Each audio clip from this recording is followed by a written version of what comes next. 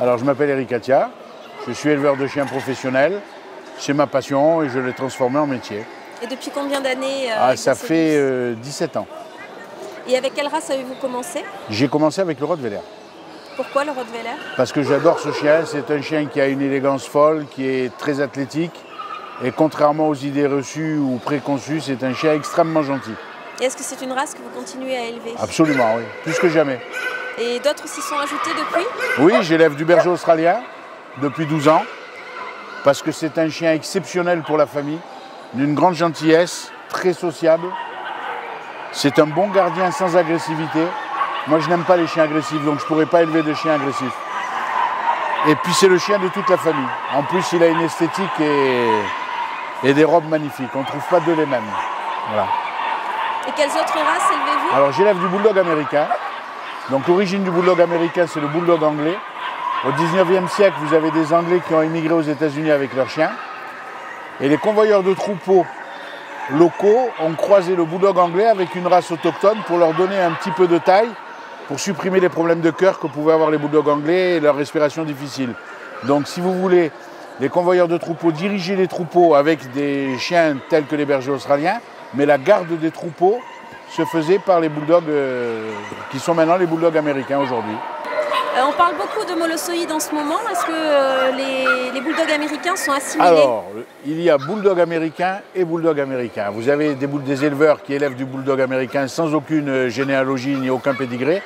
Donc c'est la porte ouverte à tout. Et vous avez des éleveurs qui élèvent des bulldogs américains avec des associations de bulldogs américains où sont enregistrés les parents, donc qui éditent un pédigré. Moi, mes chiots et mes bulldogs américains sont enregistrés au LOBA. Le LOBA, c'est le livre des origines du bulldog américain qui développe un pédigré européen de même titre que les pédigrés de la Société centrale canine. Donc vous achetez un bulldog américain, vous êtes sûr que c'est un bulldog américain parce qu'il y a une descendance jusqu'aux arrière-arrière-grands-parents. Et au niveau de la détention, que dit la loi actuellement?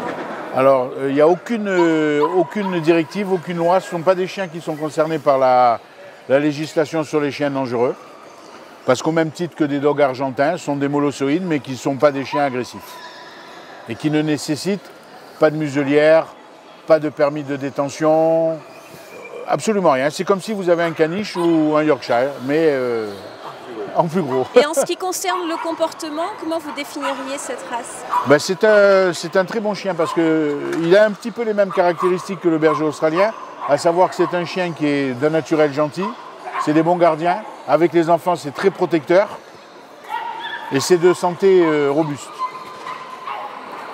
C'est un chien qui convient à une famille avec des enfants? Tout à fait, tout à fait.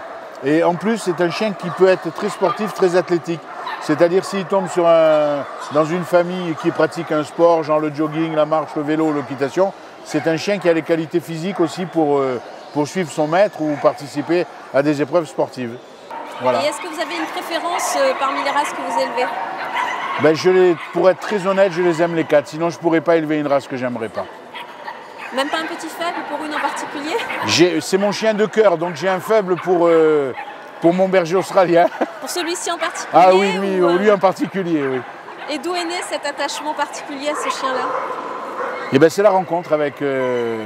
comme j'ai élevé des chevaux américains pendant 20 ans, et que le berger australien, c'est un chien qui est très, très présent dans le monde western.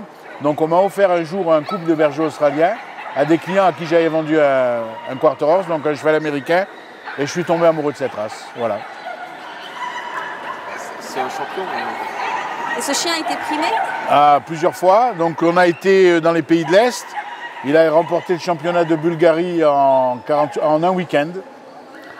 Ensuite, il a passé quelques mois en Espagne dans les mains de présentateurs professionnels, parce que le championnat espagnol, il faut gagner minimum 7 expos, dont 2 qui n'existent qu'une fois par an. Donc il a tout gagné. Il est champion d'Espagne. Il a gagné le Paris Dog Show, qui est une épreuve européenne aussi. Et il a gagné le Grenada Dog Show en 2010 aussi. Voilà, et c'est un multi-champion. Que reste-t-il aux autres? Pardon, madame? Que reste-t-il aux autres? Écoutez, maintenant qu'il a de l'âge, il laisse la place aux autres. Hein. Il y a ses fils, par contre. Ses fils et une de ses filles qui ont beaucoup de succès en expo. Ils sont déjà prometteurs? Ah ouais, très. Et est-ce que vous avez un site internet? J'ai 2 sites internet, Est-ce que vous pouvez nous donner leur adresse? Alors, le site internet pour les bergers australiens, c'est benitofarm-chiendefrance.com. Ensuite, le benitofarm-tout-court.com pour les rottes et les bulldogs américains. Alors, j'ai oublié de vous dire, pour de bon, il y a trois types de bulldogs américains. Moi, j'élève du bulldog américain standard. Ensuite, vous avez ce qu'on appelle du bulldog américain bully, qui est moins haut, mais plus large. Et ensuite, vous avez l'extrême bully, comme tous les extrêmes, qui est extrêmement large, et la tête qui se rapproche beaucoup du bulldog anglais. Et est-ce qu'il y a une différence au niveau de l'appariement pour obtenir au niveau de l'appariement entre les... Non, ils rentrent pareil dans exactement les mêmes pédigrés, et il n'y a pas de différence. Mais il y a une différence au niveau de la morphologie. D'accord, très bien, je vous remercie. Ce fut un plaisir.